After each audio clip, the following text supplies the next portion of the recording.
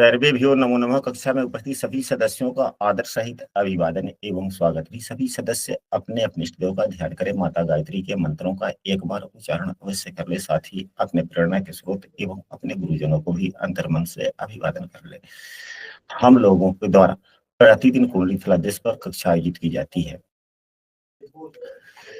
यदि कोई सदस्य हमारे कक्षा में नियमित रूप से भाग लेना चाहते हैं तो स्क्रीन पर दिख रहे नंबर पर व्हाट्सएप पर कक्षा में कंटिन्यू हो सकते हैं, या इस वीडियो के डिस्क्रिप्शन में हमारे व्हाट्सएप समूह का लिंक भी दिया गया है, वहां से भी शामिल हो सकते हैं। पर चर्चा किया था, तो जहां सकारात्मक विषय वस्तुओं का अध्ययन किया जाता है वहीं पे नकारात्मक विषय वस्तुओं का भी के बारे में भी जानना चाहिए, अध्ययन करना चाहिए। यदि आपको प्रश्न कुंडली बनाने आती है तो अच्छी बात है। यदि प्रश्न कुंडली बनाने नहीं आता तो आप वीडियो के कमेंट में लिखेंगे कि हाँ, हमें प्रश्न कुंडली नहीं बनाने आता। प्रश्न कुंडली कई प्रकार के होते हैं: अंक कुंडली, स्वर कुंडली, दिशा कुंडली, आरूढ़ कुंडली और भी हो सकते हैं। तो हम उसको भी अपने ज्ञान के आधार पर बतलाने का प्रयास करेंगे। आज की कक्षा का मूल विषय वस्तु है कि प्रश्न कुंडली से विवाह में समस्याएं हम लोग कैसे देखें। पूर्व की कक्षाओं में जिन सूत्रों को हम लोगों ने देखा था, सभी सूत्र सामान्यतः लग्नेश एवं सप्तमेश का संबंध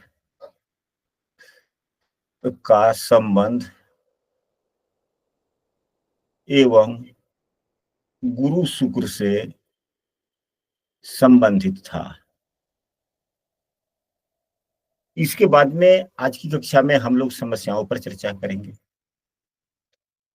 इसके लिए हमने पूर्व की भी कक्षा में कहा था कि उस समय यदि कोई व्यक्ति आपसे प्रश्न कुंडली, आपसे कोई फलादेश करवाने आता है और यदि आप प्रश्न कुंडली बना लेते हैं या लग्न कुंडली ही क्यों ना बनाए हो, लग्न कुंडली ही क्यों ना हो, यदि उससे भी फलादेश कर रहे हैं तो उस समय के कुछ प्रश्नकर्ता के हाव भाव, तो खैर आजकल तो सॉफ्टवेयर के सहारे या मोबाइल के सहारे भी फलादेश किए जाते हैं, तो प्रश्नकर्ता के हाव भाव नहीं देख पाते हैं। लेकिन अपनी हाव भाव एकाएक जो संभावनाएं या हाव भाव जो बन जाती है उसका भी अवलोकन करते हुए फलादेश में सम्मिलित करें, या किसी अन्य प्रकार की सुखद या दुखद घटनाएं जो आपको दिखलाई दे या सुनाई दे उसको भी जरूर फलादेश में सम्मिलित करें। यदि सुखद घटनाएं देखने को मिल रही है तो अच्छा फल मिलेगा। अगर वहीं कोई कोलाहल वाली बात आ जाए सुनने को, झगड़ा वाली बात आ जाए, या पति पत्नी में मनमुटाव या झगड़ा वाली बात आ जाए, यानी कि ऐसा जो बिलगाव करने वाली स्थिति दिखती हो, तो प्रथम दृष्टया विवाह में समस्याओं को जन्म देता है। साथ ही फलादेश कर रहे व्यक्ति के द्वारा भी अनायास रूप से किसी चीज का गिर जाना, टूट जाना, जैसे टेबल पर ही गिलास रखा हुआ है, हम अपने भावनाओं में ध्यानमग्न होकर के फलादेश कर रहे हैं, हाथ लग गया गिलास पर, गिलास नीचे गिर गई, मतलब क्या हुआ? फलादेश गड़बड़ हुआ या सही होने वाला है या खराब होने वाला है? फिर इस स्थिति में फलादेश हाँ बोला जाए,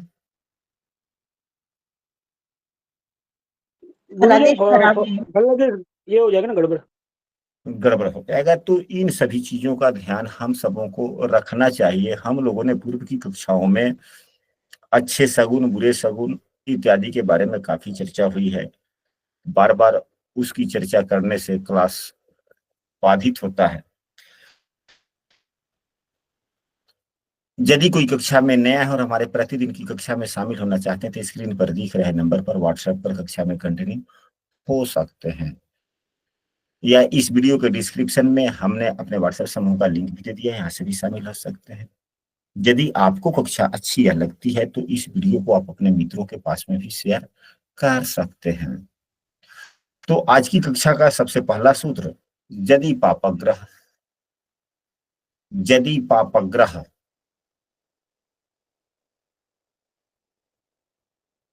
आठवें भाव, दूसरे भाव, लग्न भाव, केंद्र भाव में हो। पापग्रह कुंडली के कौन कौन होते हैं? सूर्य देव विच्छेदात्मक ग्रह होते हैं, ये तो पापग्रह नहीं है, क्रूर है, लेकिन विच्छेदात्मक है। मंगल देव पापग्रह भी है, क्रूर ग्रह भी है, विच्छेदात्मक भी है। शनि पापग्रह भी है, विच्छेदात्मक भी है। राहु, केतु, पाप प्रभावित बुध या क्षीण चंद्रमा। क्षीण चंद्रमा, या कितने हो गए? 7 हो गए ना? 7 ग्रह हो गए कि नहीं हो गए? 1 2 3 4 5 6 एवं ये 7 ग्रह हो गए। ये ग्रह कहाँ हो? तो कुंडली के दूसरे भाव, कुंडली के दूसरे भाव, लग्न, केंद्र भाव, अष्टम भाव, इन भावों में हो तो विवाह होने में समस्याएं काफी आती है। यदि अधिकांश पापग्रह खराब स्थिति में हो और इन्हीं भावों में हो, अब इस यहाँ पे चंद्रमा देखा जाए, चंद्रमा बलवान है, ठीक है, लेकिन यह 11वें भाव में है। मंगल विच्छेदात्मक है, लेकिन यहाँ पर है एकादश भाव में।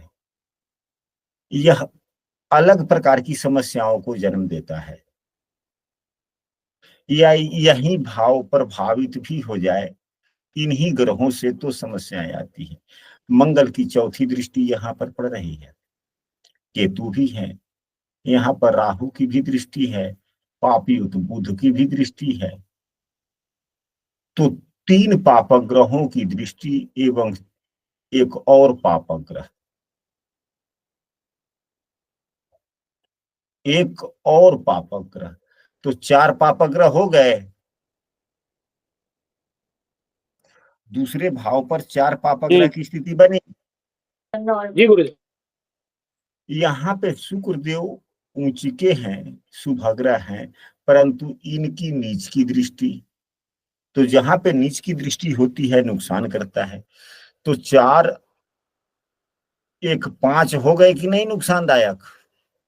जी गुरुदेव। एवं अब यहाँ पर देखा जाए 8वां भाव कितने ग्रहों से प्रभावित है? तो बुध, राहु, शुक्र भी बैठे हुए हैं, तो केंद्राधिपत्य दोष के साथ में 10वें भाव में इनकी एक राशि है, तो केंद्राधिपत्य दोष से ग्रसित हो गए। दूसरा, तीसरे भाव के स्वामी अच्छे फल नहीं देते। तो उच्च के ग्रह का मतलब ये नहीं हो जाता कि अच्छे फल, उच्च के ग्रह बलवान होंगे, लेकिन शुभ स्थिति में होंगे, शुभ भाव के स्वामी होंगे तो ज्यादा अच्छा फल मिलेगा। अगर ये अशुभ भाव के स्वामी हो गए, केंद्राधिपत्य दोष लग गया, तो सुखद फलों में कमी आ जाएगी या उतना ही ज्यों का त्यों रहेगा?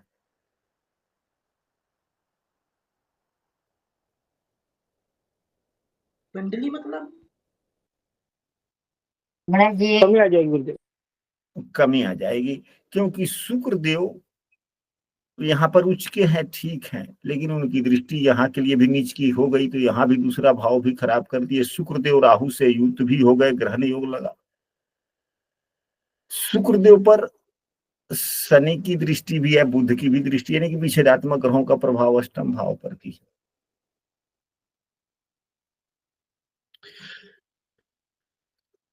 शुक्रदेव यहाँ पर बलवान हुए या कमजोर हो गए? अब इस शुक्रदेव के खराब फल के चर्चा कर लेते हैं। एक, केंद्राधिपत्य दोष, दूसरा तीसरे भाव के स्वामी, तीसरा राहु से युक्त, चौथा विच्छेदात्मक पापग्रह शनि से दृष्ट। ये 4 गुण जो यहाँ पर मिले देखने को, क्या शुक्र को यह प्रभावहीन कर रहा है, शुभता समाप्त कर रहा है, कि शुभता को बढ़ा रहा है? प्रभावहीन कर रहा है गुरुदेव, और अष्टम स्थान में भी है। हाँ, और अष्टम भाव में, तो इसलिए खराब हो गया। तो क्या विवाह होने के योग बन रहे हैं इस कुंडली में प्रथम सूत्र के आधार पर? नहीं बने। अब देवगुरु बृहस्पति केंद्र में है, एक अच्छा फल मिल रहा है, पंचम भाव के स्वामी हैं, यह प्रेम को दर्शा रहे हैं, विवाह को नहीं। कि हाँ यह प्रेम होना है, ठीक है, वह अलग बात है, इनकी दृष्टि यहां नहीं पड़ रही है। दूसरे में गुरुदेव की नीच की दृष्टि शनि पर भी पड़ रही है। शनि यहाँ बलवान हो गया और खराब, मतलब कि अशुभ, गुरुदेव के अशुभ दृष्टि जो द्वादश शेष भी हैं, कुछ ना कुछ तो दिखेगा कि नहीं दिखेगा।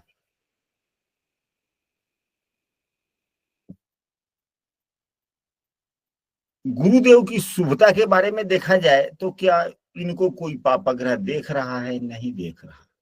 तो इनको कोई पापग्रह नहीं देख रहा है, यह शादी की संभावनाओं पर बल दे रहे हैं, परंतु समस्याएं यहाँ पर दूसरे भाव, यानी कि हमारे जिसकी कुंडली बनेगी उसके कुटुंबी जन भी सहयोग नहीं करेंगे।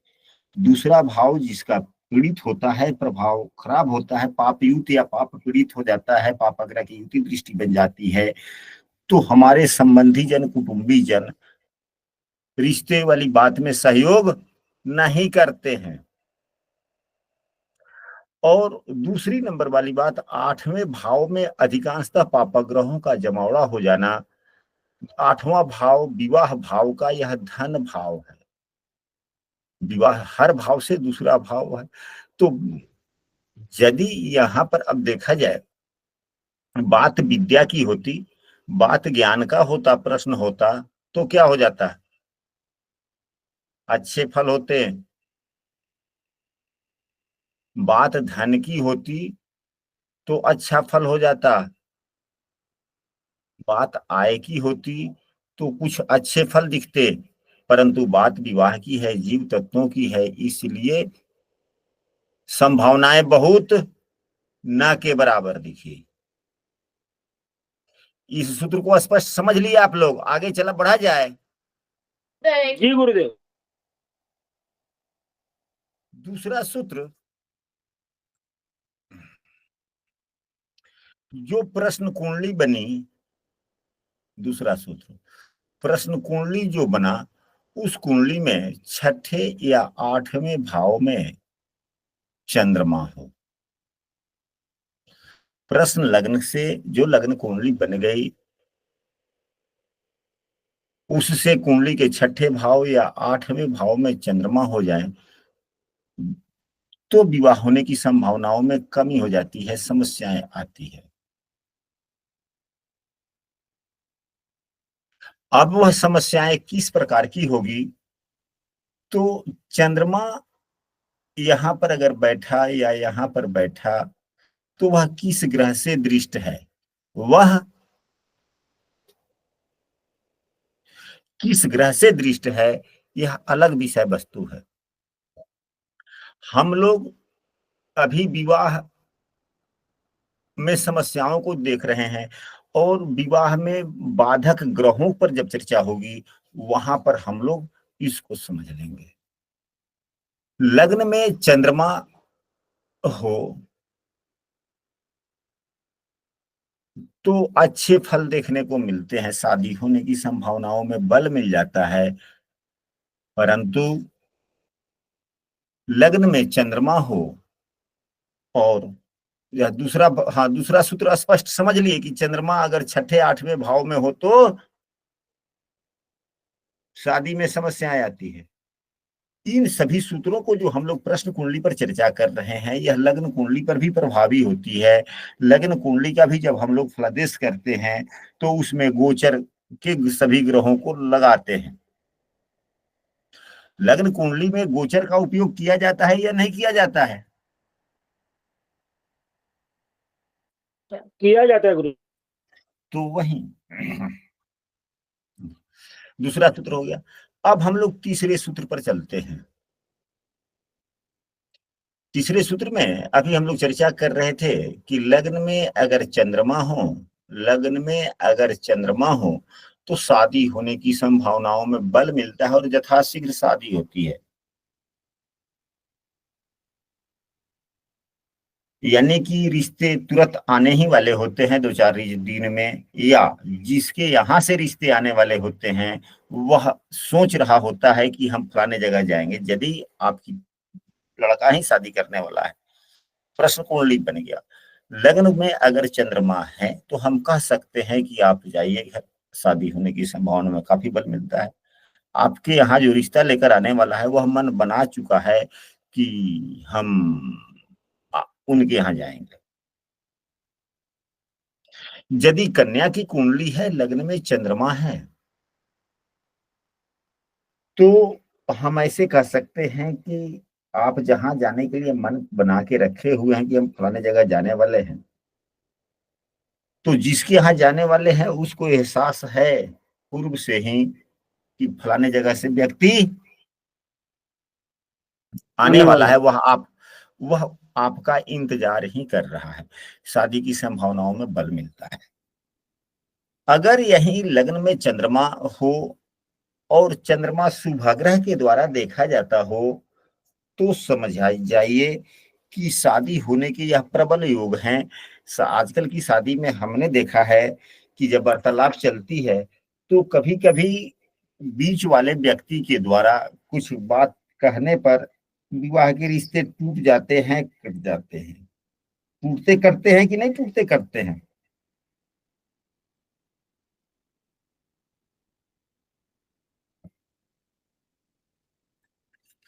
यानी कि रिश्ते टूट जाते हैं कि नहीं टूट जाते हैं?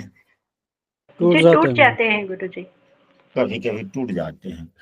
तो इस स्थिति में यदि लग्न में चंद्रमा हो और शुभग्रह के द्वारा देखा जाता हो, जैसे गुरुदेव अगर यहीं पे होते तो 5वीं दृष्टि देखते, शुक्र यहाँ होता तो 7वीं दृष्टि, या गुरु यहाँ होते तो 7वीं दृष्टि, गुरु यहाँ पर होते तो 9वीं दृष्टि, या गुरु या शुक्र यहीं साथ में होते तो क्या होता? तो वार्तालाप भी आगे बढ़ती और यह शादी की रिश्ता टूटने की संभावनाओं पर जो हम लोगों ने चर्चा किया था वह बिल्कुल नहीं।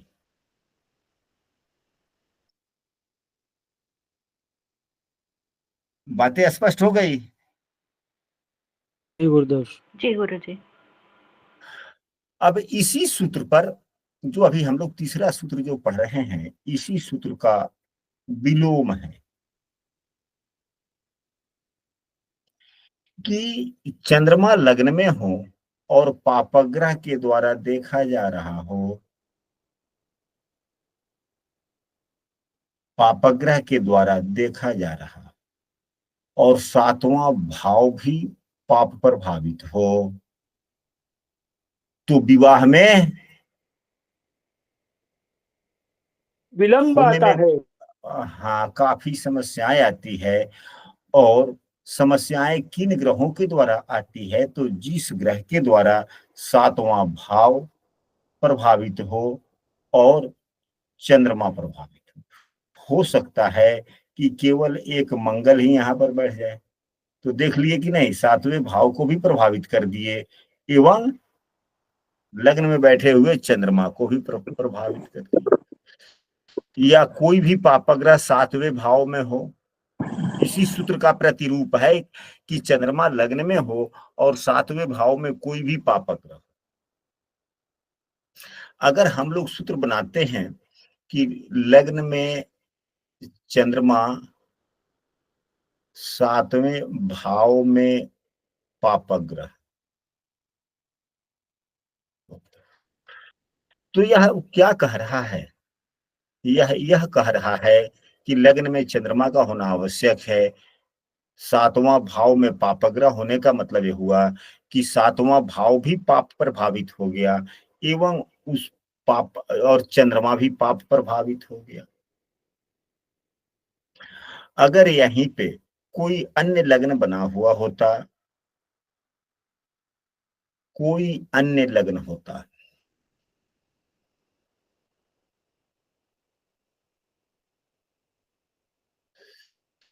अब चंद्रमा यहाँ है, मंगल यहाँ होता है, तो चंद्रमा को मंगल देख लिया। अगर शनि यहाँ है तो शनि की तीसरी दृष्टि हो गई, लेकिन वह पापग्रह भावेश नहीं होना चाहिए। वह पापग्रह भावेश नहीं होना चाहिए। भावेश नहीं होना चाहिए। अब यहीं पे अगर कोई दूसरा बात करें इसी को, तो अगर शनि देव अगर यहाँ पर होते 11वें भाव में, तो चंद्रमा भी प्रभावित हो जाता पापग्रह से, और मंगल यहाँ पे होते तो इनकी दृष्टि यहाँ पड़ जाती 8वीं, तो चंद्रमा भी प्रभावित हो गया एवं 7वां भाव भी पाप प्रभावित हो गया। चंद्रमा इस शनि से जो प्रभावित हुआ, तो शत्रु राशि में बैठे हुए राशि भी प्रभावित हो गया। यानी कि यह विवाह की संभावना, तो कितना भी व्यक्ति जाल बुनेगा कि यहाँ शादी हो जाए, शादी हो जाए, लेकिन माहौल ही नहीं बन पाएगा, बात आगे ही नहीं जाएगी, क्योंकि शादी का माहौल ही नहीं बना। क्योंकि यहाँ चंद्रमा भी पाप प्रभावित हो गया, यहाँ की यह राशि खराब हो रही है शनि से, शत्रु राशि है, चंद्रमा पर भी शनि की दृष्टि पड़ गई। मंगल भी यहाँ पर देख रहा था, नीच का मंगल हो गया एवं शत्रु दृष्टि से देख रहा है, तो क्या शादी होने की संभावनाओं में बल मिल रहा है? नहीं गुरुदेव। तो इस सूत्र को भी स्पष्ट समझ लिए आप लोग? जी गुरुदेव। हमने क्या सूत्र, इस सूत्र को आप लोगों में से कोई सदस्य एक बार इस सूत्र की पुनरावृत्ति करे।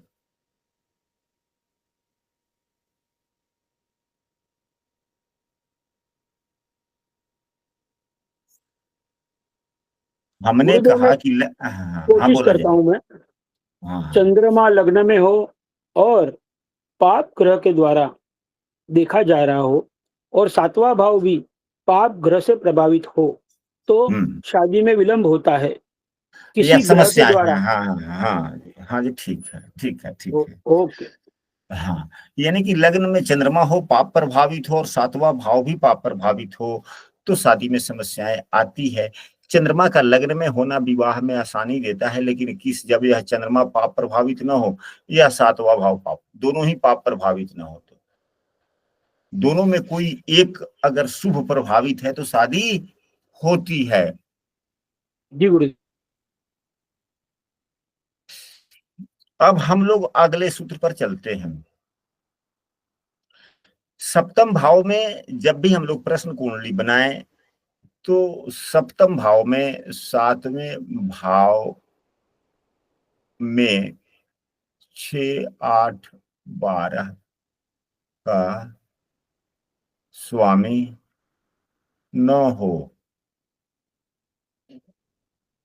यह आसान सा सूत्र है। अब यहीं पे, अब इसको यहां पर समझना होगा।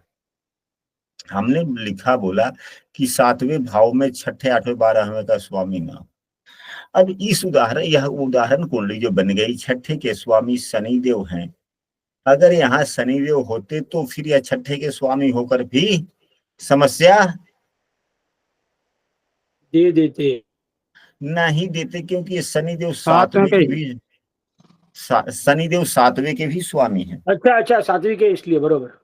हाँ, अब यही अगर 8वें के स्वामी देव गुरु बृहस्पति अगर यहाँ बैठे होते, तो भी समस्याएं नहीं देते, कम ही देते, क्योंकि ये पंचमेश भी हैं, क्योंकि ये पंचमेश है। पंचमेश है। लघु पराशरी पुस्तक में हम लोगों ने पढ़ा है, लघु पराशरी पुस्तक की सभी नियम प्रश्न कुंडली पर भी लागू होते हैं, कि जो ग्रह अष्टमेश भी हो और पंचमेश भी हो, उस ग्रह में अष्टमेश का दोष समाप्त हो जाता है, वह शुभ हो जाता है, और विवाह के बाद में आपसी प्रेम बढ़ने की संभावनाएं बढ़ती है, प्रेम वाली बात आ जाती है, और ये प्रेम भाव के स्वामी भी हैं। लेकिन समस्याएं तो नहीं देंगे, लेकिन थोड़ी बहुत समस्याएं आएंगी, हल्की फल्की समस्याएं आएंगी, वह समाधान स्वतः हो जाएगा इस कुंडली के अनुसार, यदि गुरुदेव बनते हैं तो। अगर अन्य ऐसा कोई लग्न होता, अब यहीं अगर दूसरा कोई लग्न हो जाएगा, यहाँ 3 यहाँ 6 हो जाएगा, 3 4 5 6 7 8 9 10 11, अगर अब यह लग्न बन जाएगा तो जब यहां पर ये बैठेंगे अष्टमेश बनकर, बुधदेव यदि यहाँ बैठ जाते हैं तो यह ज्यादा समस्या दे देंगे, यह क्या इतना सब बहुत काफी ज्यादा समस्या दे देंगे, यह विवाह में बाधा हो गया। हालांकि ये स्वयं पंचमेश भी हैं।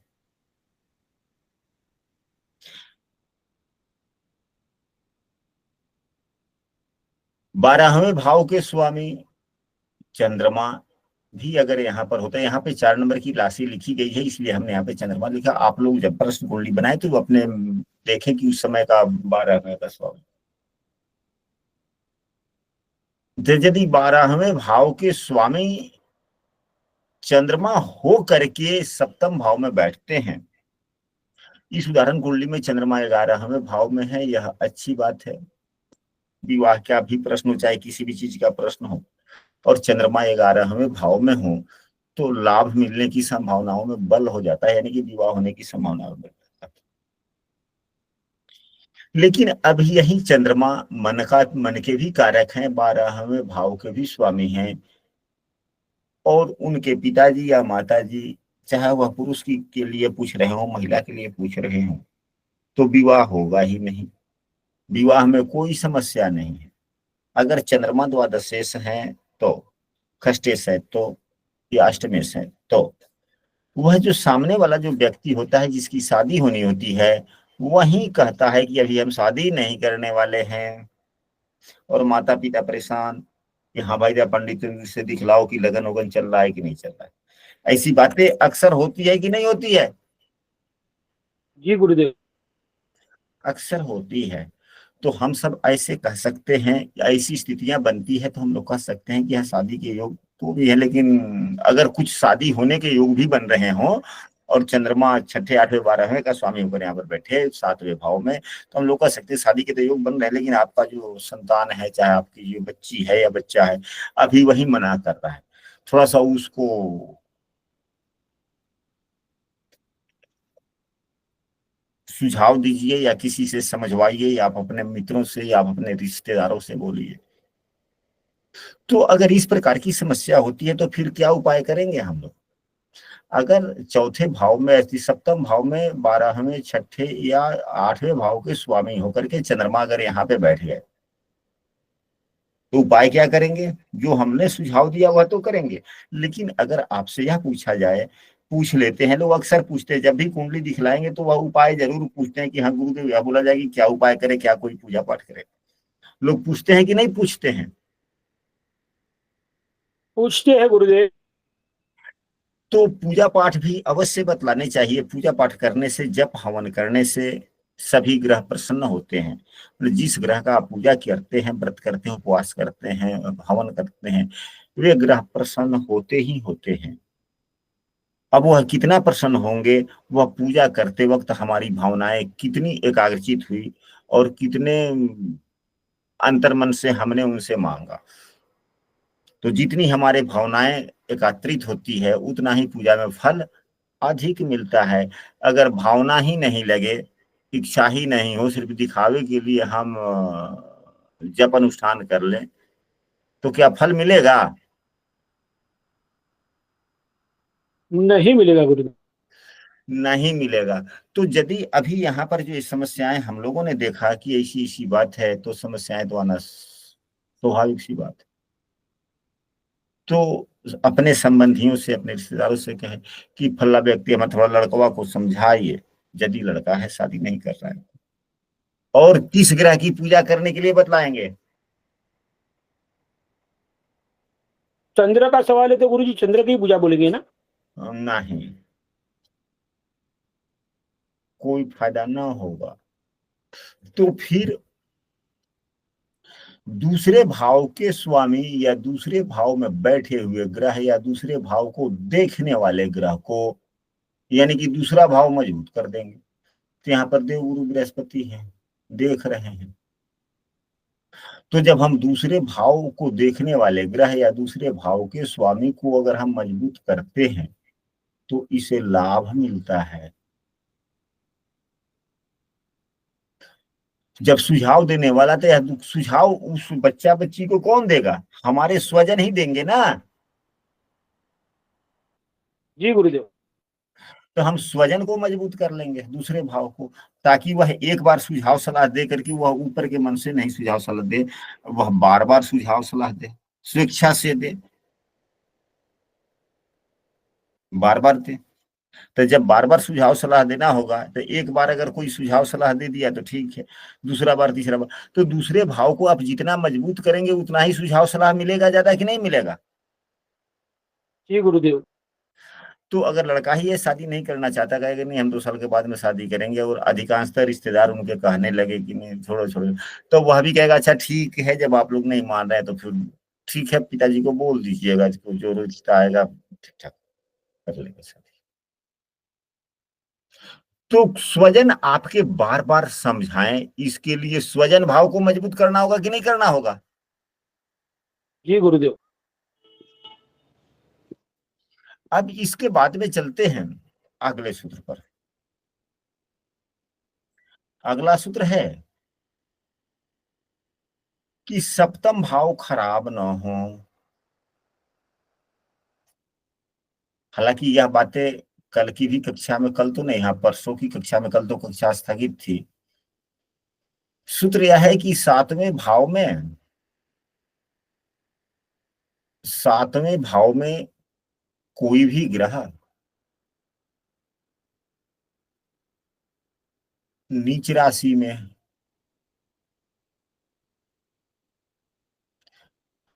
अस्त होकर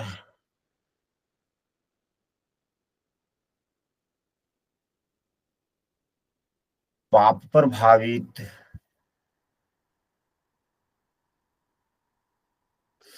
शत्रु राशि के ग्रह न हो। नीच का मतलब यह है कि यदि यहाँ पे कोई ग्रह बैठा हुआ है, अगर सूर्यदेव हैं और 7 नंबर की राशि में सूर्यदेव बैठे हुए हो, चंद्रमा की बात की जाए 2 नंबर की राशि में चंद्रमा बैठे हुए हो, मंगल 4 नंबर की राशि यहीं पे हो और मंगल देव बैठे हुए हो, 12 नंबर की राशि हो और बुधदेव बैठे हुए हो, नीच के हो, गुरुदेव यहीं पे बैठे हुए हो, 10 नंबर की राशि हो, शुक्रदेव बैठे हुए हो, 6 नंबर की राशि हो, शनिदेव बैठे हो, 1 नंबर की राशि हो,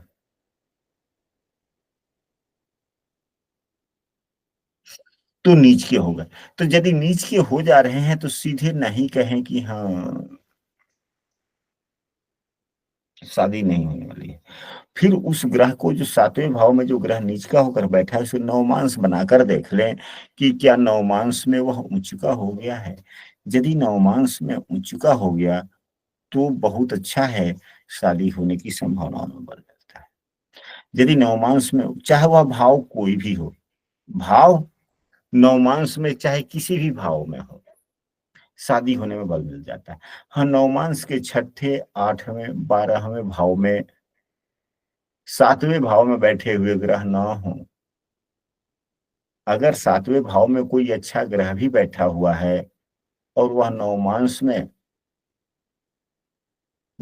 कुंडली के 6ठे, 8वें या 12वें भाव में बैठ जाता है तो समस्याएं देता है। या नवमांश कुंडली के ऐसे राशि में न बैठे जो लग्न कुंडली के 6ठे, 8वें, 12वें भाव में हो।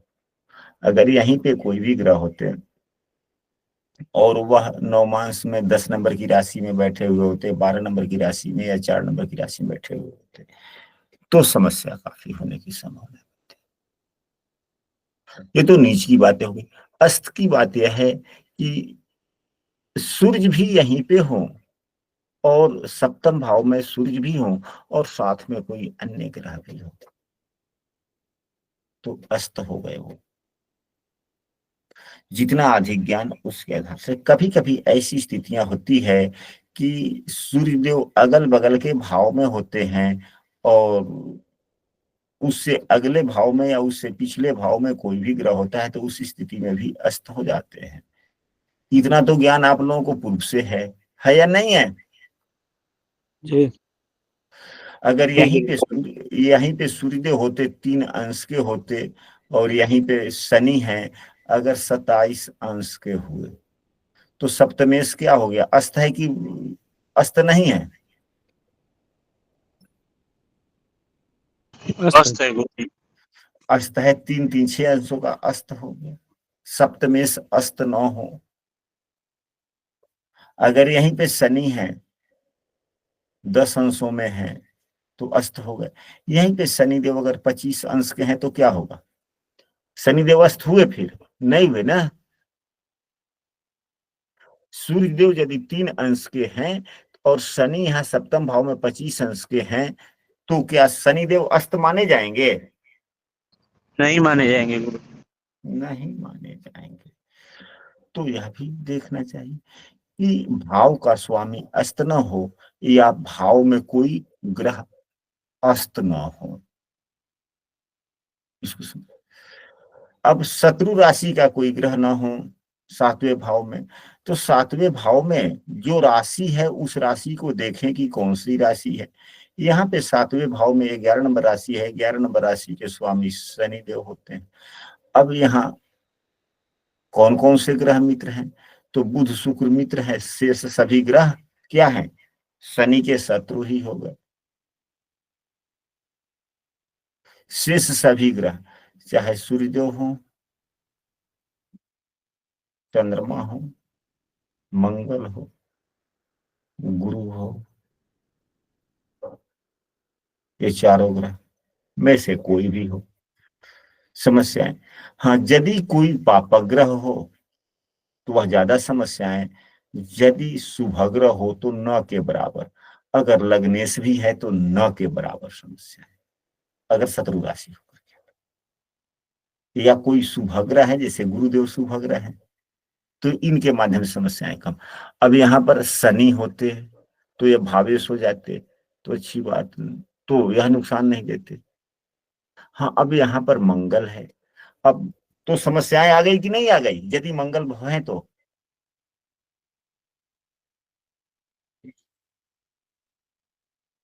सातवें भाव में शत्रु राशि के हो गए मंगल के नहीं हो गए? अरे गुरुदेव ऐसे ट्रिक क्वेश्चन हो जाता है ना, फिर ये योग कारक भी तो है। तो योग केंद्र भाव कारक, और त्रिकोण के स्वामी हो गए, फिर आप बोलेंगे कि भाई नहीं तो फिर हाँ गड़बड़ हो जाएगा ना। जी, हाँ जी, यह इसीलिए हम बार बार पूछ रहे थे यही बात सुनने के लिए कि इनमें तो शुभता आ गई तो समस्याएं नहीं, क्योंकि योग कारक हो गए केंद्र और त्रिकोण भाव के। लेकिन यह सूत्र लगता है कि अगर खराब हो रहा है तो शत्रु राशि को देखना है। तो यह देखना है कि शत्रु राशि में यदि कोई ग्रह है तो वह कितने खराब स्थिति में हो। बातें स्पष्ट हो गई?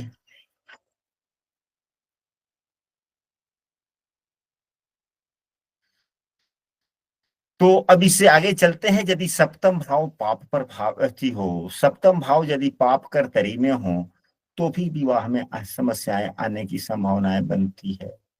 क्या यहाँ पे सप्तम भाव पाप कर तरी में है? यहाँ पर तो 2 पापग्रह ही है। अष्टम भाव में भी राहु बुध है। राहु जहाँ पे होता है वह अपनी गुणों को ही विकसित करता है, दूसरे से सभी ग्रहों के गुणों को सोख लेता है वो। तो अष्टम भाव तो पाप प्रभावित हो गया। सूर्य मंगल भी पापग्रह है, मंगल से दृष्ट है। क्या यह सप्तम भाव पाप प्रभावित हुआ या नहीं हुआ? पाप कर्तरी में हुआ या नहीं हुआ? जी गुरुदेव। तो यहाँ पर सूर्यदेव स्वयं लग्नेश हैं। लग्नेश कभी पापग्रह नहीं होता है, 1 नंबर वाली बात। शनि चूंकि सप्तमेश ही है तो कोई भी ग्रह अपने भाव पर ग्रहण नहीं लगाता, दूसरी नंबर। तीसरा, मंगल की उच्च की दृष्टि लाभदायी दृष्टि होती है, भले हाँ लाभदायी दृष्टि हो गई, थोड़ा लाभ मिला। एवं मंगल यहाँ पर क्या है? योग कारक ग्रह है। तो क्या छठा भाव पाप प्रभावित हुआ या शुभ प्रभावित हुआ?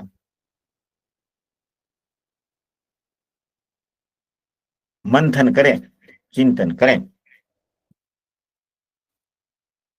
क्या छठा भाव पाप प्रभावित हुआ या शुभ प्रभावित हुआ? फिर गुरुजी शुभ प्रभावित होता है, पर मेरे को क्या कंफ्यूजन है, कोई बोल नहीं रहा है तो फिर गड़बड़ हो जाता है, बार बार मैं ही बोल रहा हूँ।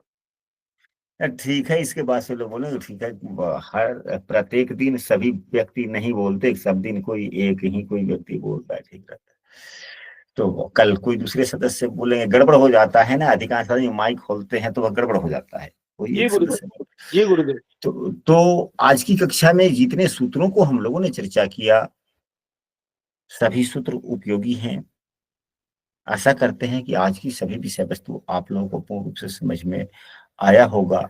और आज की कक्षा जिन्हें जिस प्रकार की लगी, कृपया अपने अपने विचार समूह में जरूर लिखेंगे, एवं वीडियो जब मिलेगी तो वीडियो के भी कमेंट में कुछ लिखने का आप लोग प्रयास की अवश्य कीजिएगा। एवं इन सूत्रों को जब हम लोग वैवाहिक जीवन से संबंधित यदि लग्न कुंडली से फलादेश करते हैं तो उस समय इन सूत्रों को भी लगाएं गोचर के ग्रहों को आधार मानकर, गोचर के ग्रहों को आधार मानकर। और आज की कक्षा यहीं पे हम लोग समाप्त करते हैं।